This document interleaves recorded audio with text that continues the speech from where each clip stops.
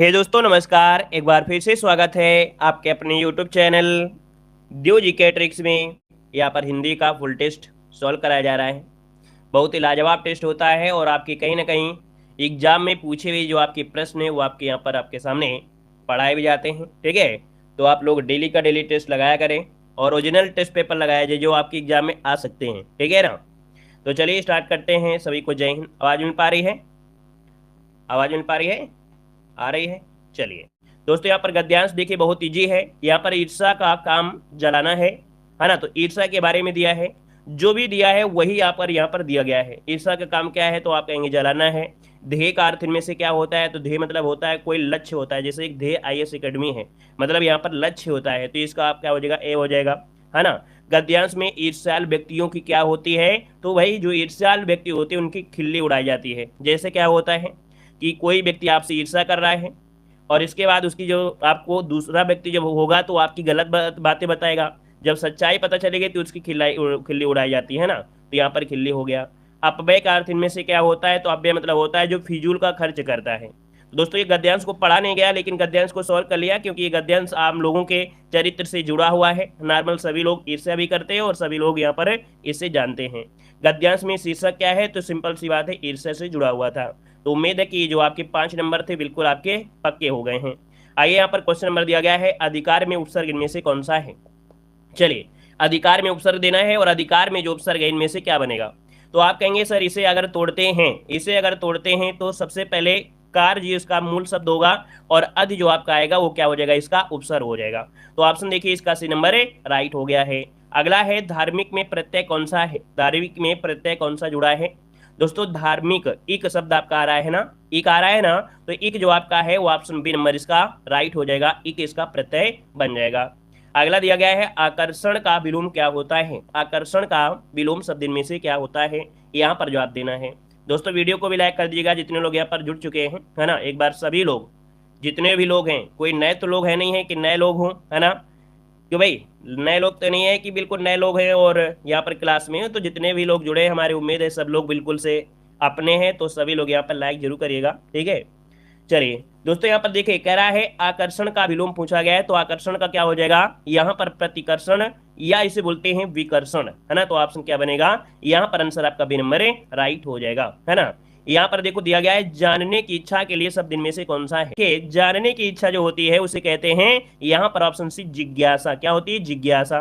अगला दिया गया है कथा का बहुवचन में से क्या होता है। कथा का बहुवचन में से क्या होता है, 10 को ऑप्शन देना है। 10 को ऑप्शन में से क्या हो जाएगा दोस्तों, कथा का होता है कथाएं। क्या होता है, कथाएं। ऑप्शन यहाँ पर डी नंबर है, राइट हो जाएगा। कथाएं बिल्कुल राइट बनेगा।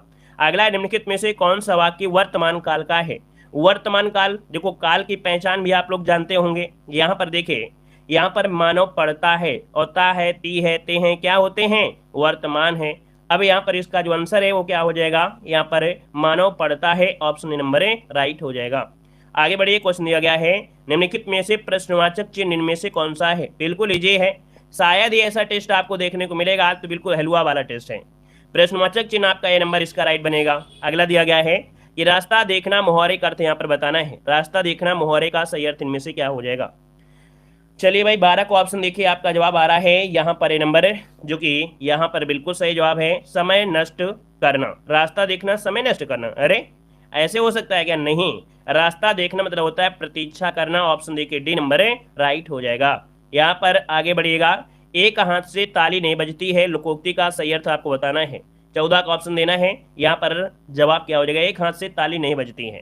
तो दोस्तों 14 का ऑप्शन क्या बनेगा, यहाँ पर झगड़े के लिए दोनों पक्ष जो होते हैं जिम्मेदार होते हैं। क्या है, निम्नलिखित में से दंत वर्ण इनमें से कौन सा है। दंत वर्ण जानते हैं आप लोग, दंत वर्ण इनमें से कौन सा होता है, बताइएगा। दंत वर्ण होता क्या है, तो आप कहेंगे जब बोलते हैं ना तो जीभ और दांत का क्या होता है, मिलन होता है। या जब जीभ आपके दांत को जाए तो यहाँ पर 15 का ऑप्शन क्या हो जाएगा, सी नंबर या ए नंबर।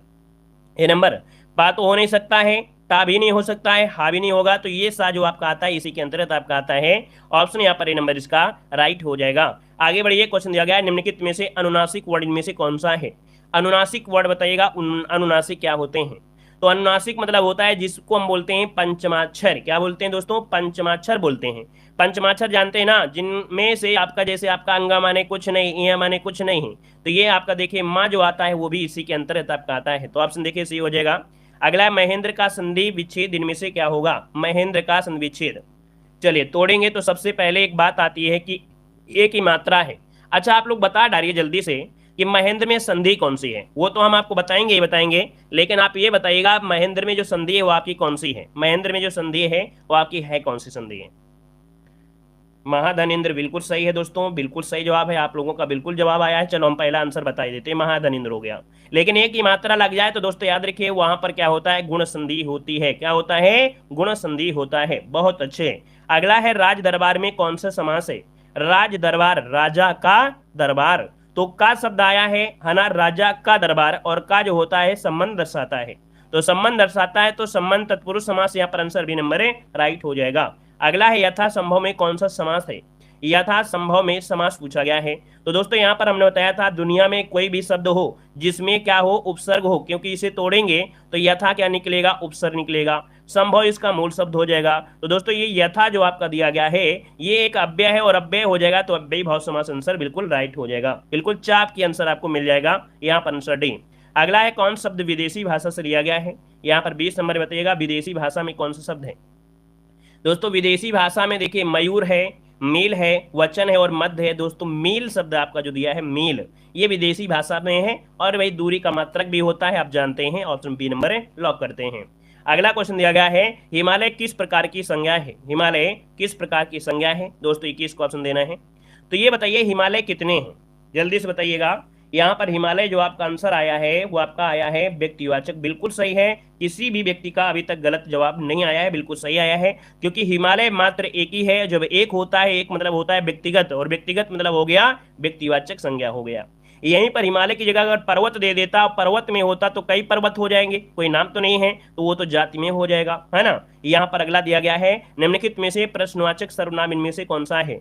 प्रश्नवाचक में क्या होता है आपको पढ़ाया गया होगा कि यहाँ पर प्रश्नवाचक में WH वर्ड जो W से स्टार्ट होते हैं, है ना, व्हाट, है ना, तो W से होगा कौन, क्या, ये जो आपके हैं वो आपके प्रश्नवाचक में हो जाएंगे, है ना। यहाँ पर अगला बताइएगा निम्नलिखित में से कौन संख्यावाचक विशेषण है? संख्यावाची दोस्तों यहाँ पर अच्छा कुछ क्वेश्चन दबे हैं, चलिए संख्यावाची यहाँ पर बताइएगा क्या हो जाएगा? कुछ, कैसा, गरीब और सफेद। थोड़ा सोचिए फिर जवाब दीजिए, गलती नहीं करिएगा, है ना। यहाँ पर देखिए 23 नंबर का ऑप्शन क्या बनेगा? ए नंबर कह रहे हैं कुछ। दोस्तों आपका जो आंसर आया है बिल्कुल सही है, कुछ जो आपका है ये संख्यावाची विशेषण हो जाएगा। वो भी कैसी? अनिश्चित संख्यावाची विशेषण। कैसा? अनिश्चित संख्यावाची विशेषण बनेगा। अगला है इनमें से कौन सा हवा का पर्यायवाची नहीं है? दोस्तों हवा का पर्यायवाची नहीं है तो आप कहेंगे सर हवा के पर्यायवाची तो हमने वायु पढ़ा है, आपने समीर पढ़ा है, पवन पढ़ा है, लेकिन सलिल तो नहीं पढ़ा है। आपने पढ़ा है क्या भाई? सलिल आपने नहीं पढ़ा होगा, ये सलिल होता है जल का होता है ना, जल का होगा। चलिए आगे बताइएगा। कह रहा है कौन सा शब्द आपका शुद्ध दिया गया है? कौन सा शब्द शुद्ध दिया गया है? यहाँ पर 25 को ऑप्शन देना है। दोस्तों यहाँ पर 25 की अगर बात करें तो यहाँ पर क्या हो जाएगा? देखो यहाँ पर ज्योत्सना है, पुण्य है, उन्नति है और क्षमा है, तो साफ साफ नजर आ गया है। तो क्षमा को यहाँ पर हटा दीजिए क्योंकि ये क्षमा गलत दिया है। यहाँ पर पुण्य भी गलत दिया गया है, उन्नति होता है, उन्नति नहीं होता है, तो इसका मतलब ऑप्शन है यहाँ पर नंबर राइट हो जाएगा, है ना। चलिए आगे बढ़िए। क्वेश्चन दिया गया है यहाँ पर देखिए, क्वेश्चन नंबर आपका दिया गया है 26 नंबर में अशुद्ध। अब बताइएगा अशुद्ध कौन सा है? चलिए दोस्तों यहाँ पर देखिए अशुद्ध वो आपको जो दिया है 26 नंबर में वो आपका यहाँ पर देखिए पुष्प सही दिया है ना। परिस्थिति बिल्कुल प्यारा सा है, प्रशंसा भी बिल्कुल अच्छी की गई है। यहाँ पर पूज्य जो दिया है गलत है दोस्तों, है ना। यहाँ पर याद रखिएगा यहाँ पर पूजनीय होता है जो कि सही होता है, इसका मतलब आपका बी नंबर यहाँ से गलत हो गया। अगला है कौन शब्द आपका स्त्रीलिंग है? अच्छा ये बताइएगा कि स्त्रीलिंग की हमने पहचान आपको बताया था, कितने लोगों को मालूम है कि जो आप लोग जवाब देते हैं, है ना, वो किस हिसाब से देते हैं? स्त्रीलिंग कौन सा है? प्रभाव, भाषा, निर्माण या विवाह। तो हमने एक बताया था एक शब्द कि कैसा और कैसी, है ना, कैसा और कैसी दोस्तों 27 नंबर में। तो यहाँ पर जो भाषा है दोस्तों ये कैसी है ना, तो आप कहेंगे हिंदी भाषा है। कैसा और कैसी से आपका आंसर बी नंबर राइट हो जाएगा। यहाँ पर देखो दिया गया निम्नलिखित में से कौन सा वाक्य शुद्ध दिया गया है? यहाँ पर 28 को ऑप्शन देना है। शुद्ध आपसे पूछा गया 28 नंबर में। मैं घर जाना है दोस्तों यहाँ पर गलत है, ऐसा शब्द हम नहीं बोलते हैं। मैंने घर जाना है ये क्या बोलते हैं, क्या नहीं बोलते हैं, है ना। मुझे घर जाना है ये बिल्कुल सही बोलते हैं। आपका आंसर हो जाएगा क्या, यहाँ पर सी नंबर राइट हो जाएगा, है ना। यहाँ पर अगला है, आदेश का हिंदी अनुवाद अंग्रेजी अनुवाद इनमें से क्या होता है। आदेश का अंग्रेजी अनुवाद इनमें से क्या होता है। आदेश, आदेश की अगर बात किया जाए तो यहाँ पर देखिए आदेश मतलब होता है ऑर्डर। क्या होता है, ऑर्डर। ऑप्शन यहाँ पर हो जाएगा ए नंबर हो जाएगा। अगला आपसे देखो दिया गया है, कह रहा आपसे टीचिंग का हिंदी अनुवाद क्या होगा। चलिए अब देखते हैं कि टीचिंग का हिंदी अनुवाद क्या होगा। इसका जवाब क्या देंगे 30 नंबर में। चलिए, टीचिंग बोलते हैं ना, अध्ययन होता है, अध्यापन होता है। चलिए, हमको इंग्लिश नहीं आती, आप लोग बताइए जल्दी से क्या बोलेंगे। बी नंबर बिल्कुल सही है, अध्यापन हो जाएगा दोस्तों। यहाँ पर आंसर बी नंबर राइट हो जाएगा। ठीक है, अगला बताइएगा, ब्रजभाषा का केंद्रीय क्षेत्र में से कौन सा है। ब्रजभाषा, यहाँ पर देखिए आपका दिया है ब्रजभाषा का केंद्रीय क्षेत्र में से कौन सा है। ठीक है, यहाँ पर जवाब दीजिएगा। तो ब्रजभाषा कहेंगे, ब्रजभाषा ब्रज से सुने सुना शब्द लग रहा है, जहाँ कृष्ण भगवान है, तो कृष्ण भगवान से रिलेटेड कुछ ना कुछ समझ में आ रहा है। ये आपके मथुरा क्षेत्र आपका है, तो ये सौर से अपभ्रंश से आई सी थी, तो ऑप्शन सी हो जाएगा। अगला दिया गया है, परिपत्र के संबंध में कौन सा कथन गलत दिया गया दोस्तों, बहुत बार पढ़ाया गया है। यहाँ पर देखो आपसे कह रहा है सबसे ऊपर परिपत्र संख्या लिखी जाती है, क्या सही है क्या भाई। यहाँ पर ये क्या बात सही है क्या, नहीं। इनमें से संबोधन की आवश्यकता नहीं होती है, इनमें विषय का संकेत नहीं रहता है, इसमें अधोलेख अर्थात भावदी की आवश्यकता नहीं होती है। यहाँ पर देखिए ये गलत आपका है, ये सबसे ऊपर पत्र संख्या लिखी होती है, यहाँ पर गलत हो जाएगा। आगे बढ़िए, क्वेश्चन आपसे अगला पूछा गया है। अच्छा, परिपत्र में ऊपर तो होता ही है भाई, इसमें तो हमको लग रहा है क्वेश्चन में कुछ गड़बड़ी है। 32 नंबर में थोड़ा ध्यान दीजिए भाई। परिपत्र में सबसे ऊपर पत्रांक संख्या है ना, पत्रांक संख्या है, परिपत्र संख्या है, पत्रांक संख्या परिपत्र संख्या होती है। ये औपचारिक होते हैं, इनमें विषय का उल्लेख किया जाता है ना, विषय का उल्लेख किया जाता है, इसमें विषय का संकेत नहीं रहता है। दोस्तों यहाँ पर देखिए, इसमें विषय का उल्लेख रहता है, इसमें विषय का संकेत नहीं रहता, ये गलत दिया गया है। देखिए यहाँ पर गलत पूछा गया है, इसका जो ऑप्शन है, इसमें परिपत्र संख्या लिखी जाती है, इसमें ऊपर परिपत्र संख्या लिखी जाती है, मतलब गलत तो कई चीजें लिख रहे हैं ना। ये क्वेश्चन में कई गलतियां हैं भाई, देखो क्यों, क्योंकि परिपत्र होता क्या है समझ लीजिएगा। परिपत्र में प्राप्त जो सबसे ऊपर पत्रांक या लिखी होती है, तो ऊपर लिखी होती है, तो सही दिया गया है भाई, ये तो सही है। इसमें संबोधन की आवश्यकता नहीं होती है, ये कह रहा है। तो संबोधन में दोस्तों महोदय लिख सकते हैं, महोदय लिख सकते हैं।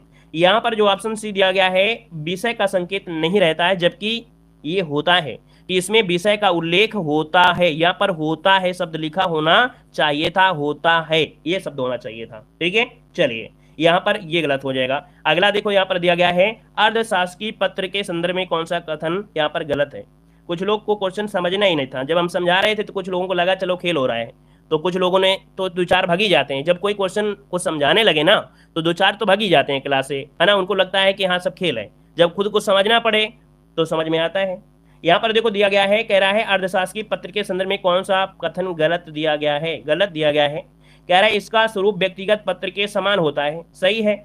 अगला यहाँ पर देखो दिया है, यह पत्र अन्य पुरुष में लिखा जाता है, ये दिया अन्य पुरुष, क्या दिया है, अन्य पुरुष दोस्तों दिया गया है, यही क्या है यहाँ पर गलत हो जाएगा, आंसर बी नंबर।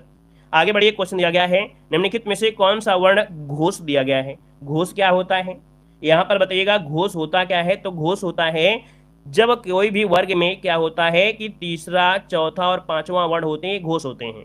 जो पहला और दूसरा होता है अघोष होते हैं, है ना, क्योंकि आ से अघोष, आ से आगे। इतना तो आपको याद ही रहेगा कि पहला और दूसरा जो होते हैं अघोष होते हैं, तो आ से अघोष ऐसे याद रखा करें, तो आपको ये याद रहेगा। तो यहाँ पर देखिए क ख ग जो आया है तीसरे में आया है, तो आंसर क्या हो गया, डी नंबर हो गया। अगला बताइएगा, संहार का संविच्छेद क्या हो जाएगा। संहार का संविच्छेद क्या बनेगा दोस्तों, यहाँ पर संहार का हो जाएगा समधनहार। यहाँ पर व्यंजन होगा, लेकिन म जो है वो आधा हो जाएगा। अगला है, कौन सा शब्द आपका तत्सम है, कौन शब्द तत्सम है। और तत्सम में यहाँ पर एक शब्द आपको लग गया है, कौन सा, ये रा नीचे लगा हुआ है। ये पहचान आपको बताई गई थी कि चाहे रा ऊपर लगा हो ऐसे, चाहे रा नीचे हो, चाहे वो प्रश्न वाला हो, सब में क्या होगा, वो आपका तत्सम ही होगा। यहाँ पर दिया गया है तद्भव शब्द आपसे पूछा गया है, योगी, यौवन, जीव और जीर्ण। 37 को ऑप्शन दीजिए, आपका जवाब क्या हो जाएगा। दोस्तों यहाँ पर जीवा होता है, जीव नहीं होता है ना। गलती आपके देखिए साफ साफ नजर आ रही है कि आपका सही जवाब हो जाएगा। अगला दिया गया है, प्रेरणार्थक क्रिया कौन सी है। प्रेरणार्थक जिसमें से प्रेरणा दी गई हो, और प्रेरणा भी 2 प्रकार की होती है, प्रथम प्रेरणार्थक और द्वितीय प्रेरणार्थक। तो यहाँ पर दिया है उठना, उड़ना, दिलाना, है ना। दिलाना जो आपका है, तो यहाँ पर कहीं ना कहीं प्रेरणा दी जा रही होगी, है ना। यहाँ पर आगे बढ़िए, क्वेश्चन दिया गया है अली और अली शब्द युग्म का सही अर्थ इनमें से कौन सा है? अली और अली शब्द युग्म का सही अर्थ पूछा गया है। दोस्तों यहाँ पर देखिए, अली मतलब होता है भौरा और अली मतलब होता है सखी, तो आपका जवाब यहाँ पर हो गया कौन सा? यहाँ पर डी नंबर राइट हो जाएगा। अगला है संयुक्त वाक्य इनमें से कौन सा है? संयुक्त वाक्य की पहचान करिए और संयुक्त वाक्य जो आपका है यहाँ पर आपका राइट आंसर क्या बन जाएगा? 40 में पहचान तो आपको बताई गई होगी, यहाँ पर पहचान क्या बनेगी? 40 नंबर का जो ऑप्शन है दोस्तों, यहाँ पर देखो, मैंने लड़के को बुलाया, उन्हें ना नींद आती थी और ना ही, है ना, तो कहीं ना कहीं ये शब्द आपका संयुक्त वाक्य में हो गया, क्योंकि ये कॉमा दिया है तो कहीं ना कहीं कि उन्हें ना नींद आती थी और ना ही भूख प्यास लगती थी, तो अब लग गया ऑटोमेटिक ये कॉमा की जगह आपका और आगा, तो ये आपका बी नंबर हो गया। आगे बताइएगा, यहाँ पर दिया गया है आपसे गद्यांश, है ना, सॉरी गद्यांश नहीं है, आपकी हिंदी साहित्य की क्वेश्चन है। कह रहा है छोड़ द्रुमों की द्रम छाया, तोड़ प्रकृति से भी माया, बाले तेरे बाल जाल में कैसे उलझा दूं लोचन, छोड़ अभी से इस जग को, ये आपसे है ना। तो कह रहा है 54 और 44, क्वेश्चन नंबर 44-45 के उत्तर में छोड़ द्रुमों की मृदु छाया, तो अरे 62 नंबर में कोई ऑप्शन तो दिया नहीं है, इसका मतलब कुछ गड़बड़ी है ना। यहाँ पर आइए क्वेश्चन नंबर 63 में, हिंदी भाषा का आरंभ कब से हुआ है? चलिए क्वेश्चन नंबर यहाँ पर देना है 63 नंबर में, यहाँ पर देखो दिया गया है हिंदी भाषा का जो आरंभ है वो कब से माना जाता है। तो दोस्तों यहाँ पर आपका जो 563 है, 563 का ऑप्शन में से क्या बनेगा? चलिए 63 का ऑप्शन यहाँ आ रहा है, कह रहे 1500 ईस्वी, जो कि आपका आंसर यहाँ पर आपका जो आंसर है थोड़ा सा सही लग रहा है। चलिए 563 का दोस्तों 1000 ईस्वी इसका आंसर हो जाएगा। हिंदी भाषा का जो आरंभ हुआ है वो आपके 1000 ईस्वी से माना जाता है, ऑप्शन यहाँ पर सी हो जाएगा। अगला, राम और लक्ष्मण दशरथ के पुत्र थे, इस वाक्य में और जो है ये है क्या? और शब्द क्या दर्शा रहा है? तो आप कहेंगे सर और जो आपका है राम और लक्ष्मण दशरथ के पुत्र थे, तो कहीं ना कहीं ये संबंध दर्शा रहा है कि ये दशरथ के पुत्र थे, कौन? राम और लक्ष्मण, तो ये संबंध बोधक इसका आंसर है, राइट हो जाएगा। ठीक है, यहाँ पर आगे बताइएगा कि कर्म का भोग, भोग का कर्म, यही जड़ का चेतनानंद, ये काव्य पंक्ति जो ली गई है कहाँ से ली गई है? तो ये पंक्तियां हैं आपके कामायनी से। दोस्तों कामायनी में हमने बताया था 15 सर्ग है ना, ऑप्शन यहाँ पर से हो जाएगा। और ये क्या है? एक महाकाव्य है। दोस्तों जल्दी से कमेंट करिएगा कि जो कामायनी के लेखक हैं वो आपके कौन से हैं, कमेंट करिए फटाफट। कामायनी के लेखक जल्दी से बताइए इनमें से क्या बनेंगे। चलिए कामायनी के जो लेखक बनेंगे यहाँ पर क्या बनेंगे? जयशंकर प्रसाद, वेरी गुड, जयशंकर प्रसाद के है। आगे बढ़िएगा, कह रहा है राम तुम मानव हो ईश्वर नहीं हो, यह किसकी पंक्ति है? यहाँ पर आंसर दोस्तों ये है साकेत, और साकेत की बात करते हैं तो मैथिली शरणगुप्त इसका आंसर राइट हो जाएगा। और अगला दिया गया है रागे राघव के उपन्यास कब तक पुकारूं के केंद्र हैं, मतलब रागे राघव, मतलब रागे राघव का उपन्यास है, नाम क्या है? कब तक पुकारूं के केंद्र में जो आता है, अर्थात इसमें फोकस किया गया है वो जया राम पेशा नटों की जिंदगी के बारे में दिया गया है, इसका ऑप्शन सी बनेगा।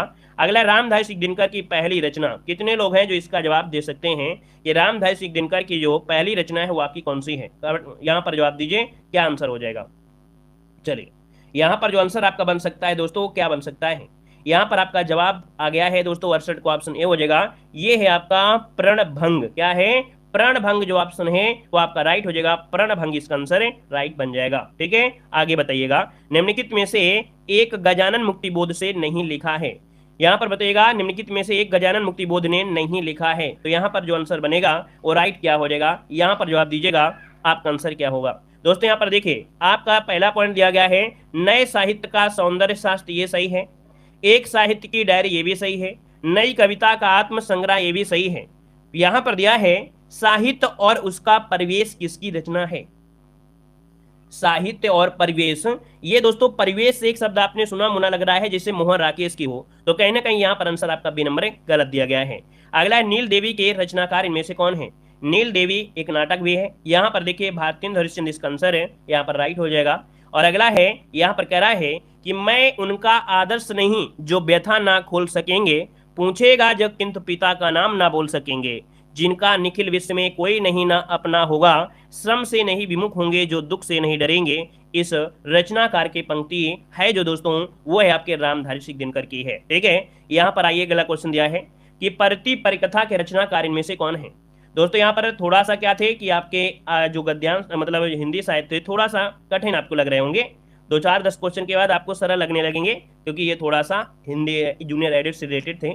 यहाँ पर परति परिकथा के रचनाकार पूछा है दोस्तों, आंसर सी हो जाएगा फणीश्वर नाथ रेणु, इसका आंसर सी हो जाएगा। अगला दिया गया है जहांगीर जस चंद्रिका किस कवि की रचना है। जहांगीर जस चंद्रिका किस कवि की रचना है, यहाँ पर आंसर देना है। आपका जवाब क्या हो जाएगा, केशव दास। दोस्तों बी नंबर हो जाएगा, केशव दास हो जाएगा। अगला यहाँ पर दिया गया है कि हंस जवाहिर किस कवि की रचना है। हंस जवाहिर किस कवि की रचना है, ये है आपके कासिम शाह की है। दोस्तों नोट करिएगा कि हंस जवाहिर किस कवि की है, तो कासिम शाह इसका आंसर सी बनेगा। और अगला है चित्रावली किस कवि की रचना है। चाहे दोस्तों आपका पेपर एग्जाम चाहे बड़ा हो चाहे एग्जाम छोटा हो, क्वेश्चन चाहे छोटा हो चाहे क्वेश्चन बड़ा हो, हर एक एग्जाम में पूछे जाते हैं। जूनियर एडेड जरूर है दोस्तों, लेकिन चित्रावली क्या छोटे मोटे एग्जाम में नहीं पूछी जाती है, पूछी जाती है दोस्तों। चित्रावली है उस्मान की है, किसकी है, उस्मान, जो कि ऑप्शन बी नंबर राइट हो जाएगा। और अगला है कह रहे चिंतामणि त्रिपाठी ने कौन सी विद्वान हिंदी रीत ग्रंथों की परंपरा की शुरुआत मानता है। चिंतामणि त्रिपाठी ने कौन से विद्वान हिंदी रीत ग्रंथों की परंपरा की शुरुआत मानता है। दोस्तों यहाँ पर आंसर आपका जो होगा बी नंबर है, ये आचार्य रामचंद्र शुक्ल है, यहाँ पर आंसर आपका बी बनेगा। और अगला दिया गया है कि चितवन की छां के रचनाकार इनमें से कौन है।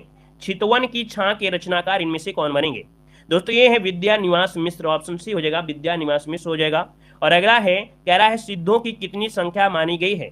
सिद्धों की संख्या कितनी मानी गई है, यहाँ पर जवाब देना है। दोस्तों यहाँ पर जो आंसर है आपका जवाब इनमें से क्या होगा, 84। कितनी, 84 हो जाएगा। यहाँ पर देखो दिया गया है जदवि सुजात सुलक्षणी सुबरन सरल सुव्रत भूषण बिनुना विराजयी कविता वनिता मित, ये रचना जो है वो किसकी है। ये रचना है दोस्तों केशव दास की। यहाँ पर देखो भूषण दिया गया है, भूषण केशव दास, ऑप्शन डी नंबर राइट हो जाएगा। अगला यहाँ पर देखो दिया गया है इनमें से कौन छायावादी काव्य की विशेषता नहीं है। छायावादी काव्य की एक विशेषता थी क्या, प्रेम और सौंदर्य, व्यक्तिवादिता, चित्रात्मकता थी, लेकिन यथार्थवाद या जो यथार्थवादिता है ये आपके छायावाद काव्य की विशेषता नहीं है। अगला यहाँ पर दिया गया है कि संशय की एक रात के रचनाकार में से कौन है। संशय की रात के रचनाकार में से कौन बनेंगे। दोस्तों यहाँ पर देखिए आपका जो आंसर है वो बी हो जाएगा, नरेश मेहता। कौन है, नरेश मेहता, इसका आंसर राइट हो जाएगा। और अगला आपसे दिया गया है कि आधे अधूरे नाटक के लेखक इनमें से कौन है। आधे अधूरे नाटक के लेखक इनमें से कौन बनेंगे। दोस्तों आपका जो आंसर बनेगा इनमें से आपका जवाब हो जाएगा मोहन राकेश, ऑप्शन सी हो जाएगा, मोहन राकेश हो जाएगा, है ना। यहाँ पर देखो दिया गया इनमें से कौन सी रचना जयशंकर प्रसाद की नहीं है। जयशंकर प्रसाद की देखिए कौन कौन सी रचना है, आप लोग जानते हैं कि यहाँ पर कामायनी है, यहाँ पर आंसू है, यहाँ पर चंद्रगुप्त है, लेकिन अनामिका नहीं है। आप बताइएगा अनामिका है किसकी। चलिए फटाफट कमेंट करिए, तो आप लोग जानते हैं अनामिका किसकी रचना है। जल्दी से कमेंट करिए भाई, अनामिका जो रचना है वो किसकी है। इतना तो आप बता ही सकते हैं किसकी है, महादेवी की है। अरे किसने बता दिया, महादेवी की नहीं है भाई, ये सूर्यकांत त्रिपाठी निराला की है, ठीक है, निराला जी की है। आगे बढ़िएगा कि तुलसीदास खंडकाव्य के रचनाकार हैं। तुलसीदास खंडकाव्य के रचनाकार यहाँ पर हो जाएंगे, यहाँ पर हो जाएगा सूर्यकांत त्रिपाठी निराला, इसका आंसर राइट हो जाएगा। अगला है शुद्ध द्वैतावाद, जो समर्थक है वो आपके कौन आचार्य हैं। शुद्ध द्वैतावाद, और शुद्ध जो होगा उसके अंदर बल होगा, बल होगा तो वल्लभाचार्य, इसका आंसर है राइट हो जाएगा, सी नंबर है। अष्टछाप की स्थापना कब हुई थी। अष्टछाप की स्थापना कब हुई थी। दोस्तों अष्टछाप की जो स्थापना हुई थी वो आपकी हुई थी आपकी 1565 ईस्वी में। कब हुई थी, 1565 ईस्वी, इसका आंसर है राइट हो जाएगा। और अगला है उक्ति व्यक्ति प्रकरण एक अत्यंत महत्वपूर्ण व्याकरण ग्रंथ है, यह कथन किसका है। उक्त व्यक्ति प्रकरण एक अत्यंत महत्वपूर्ण व्याकरण ग्रंथ है, और यह जो कथन है वो किसका है। दोस्तों ये है आचार्य रामचंद्र शुक्ल का है, ऑप्शन ए नंबर है राइट हो जाएगा। अगला है निम्नलिखित में से कौन सा रसराज और ललित ललाम ग्रंथ के लेखक हैं। रसराज और ललित ललाम ग्रंथ के लेखक इनमें से कौन बनेंगे। दोस्तों इनका नाम है मतिराम। क्या नाम है, मतिराम, ऑप्शन बनेगा आपका बी नंबर। आगे बढ़िए, क्वेश्चन दिया गया है, यहाँ पर दिया है निम्नलिखित में से कौन कफन कहानी के लेखक हैं। देखिए सरल क्वेश्चन अब आपको मिलने लगेंगे, क्योंकि यूपीएसआई जो आश्रित हुई थी 2021 में उसकी परीक्षाएं हैं। दोस्तों यहाँ पर कफन कहानी के जो लेखक है वो आपके कौन बनेंगे। यहाँ पर 89 का जो ऑप्शन है दोस्तों नोट करिएगा, 89 को ऑप्शन हो जाएगा ए नंबर है प्रेमचंद, इसका आंसर हो जाएगा प्रेमचंद। अगला है निम्नलिखित में से कौन साहित्य अकादमी पुरस्कार प्राप्त करता नहीं है।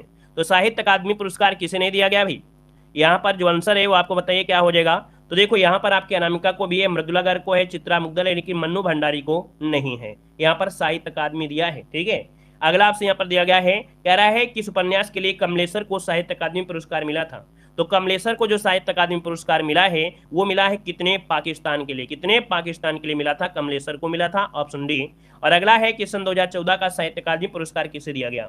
2014 का साहित्य अकादमी पुरस्कार दिया गया किसे दिया गया, तो ये है आपके रमेश चंद्र शाह को दिया गया था। दोस्तों ऑप्शन यहाँ पर ये हो जाएगा। और अगला दिया गया है ग्राम किस रचनाकार की प्रथम कहानी है। ग्राम किस रचनाकार की प्रथम कहानी है? यहाँ पर आंसर राइट क्या हो जाएगा? तो ऑप्शन देखिए जी, डी हो जाएगा, जयशंकर प्रसाद इसका आंसर है राइट हो जाएगा। चलिए, धन्यवाद सभी को, जय हिंद, सभी को वंदे मातरम।